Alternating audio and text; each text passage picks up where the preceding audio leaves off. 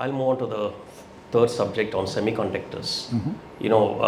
We seem to have a lot of interest in OSAT's facilities in India, but fabrication facilities, I think only three applications or three projects that are off the ground now: Tata's, Israel Semiconductor, and HCL and Foxconn.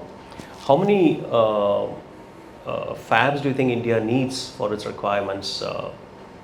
You see, I mean, it's difficult to make that guess offhand, but we don't.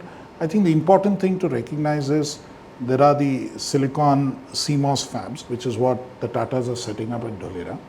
And obviously, no country can be just, I mean, if you are serious in this business, a country the size of India needs more than one. So maybe 2 or 3 of that kind. Now, beyond that, we need display fabs, which are basically the display screens and so on. So that's an important element. There are 2 kinds of technologies there. There is LCD based technology and OLED based technology. So we'll have to look at both technologies to see what happens there. So there are some applications in that space. And then the other important elements are what happens in power semiconductors and compound semiconductors. So silicon carbide, gallium nitride, gallium arsenide. So that class of fabs which are needed, which in the Indian circumstance are very important, because that's what will also support our energy transition, EV transition and so on. So that is an important segment. And then the last would be sensors and MEMS, especially when we talk about it in the context of AI applications. Sensor-based technology is going to become that much more important. So sensor-based fabs will also be needed. There'll be a couple of others as technology develops, more will come in. So we are seriously thinking of about 2 or 3 of each kind. So roughly about somewhere in the region of 10 to 12 of all of this will be needed, all put together.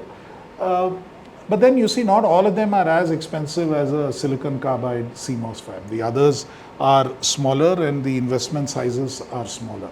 So from that perspective, I think this is what we've been told by experts, including the experts who are in the India Semiconductor Mission, that this is the number that we should be looking at. For instance, Ajit Minocha, who's the president of SEMI, the International Semiconductor Association, believes that this is what we should be targeting.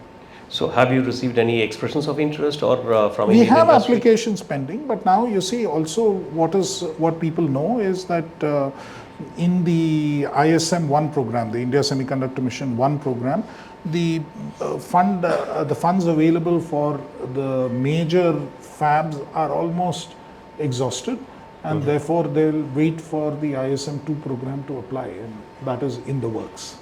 In the works. Any timeline for that? I don't set the timelines on this, because, there's a process of You must be aware of what's happening in the background. You see, it is not that, I don't control it, right? It's not a timeline which I control. I don't make the final decision on that. So the only timeline I can say is, when will you present it in X or Y place? So that we will present. It's weeks and not months as far as MeitY is concerned. How long it takes to get approved within the Government of India system? The process takes its time.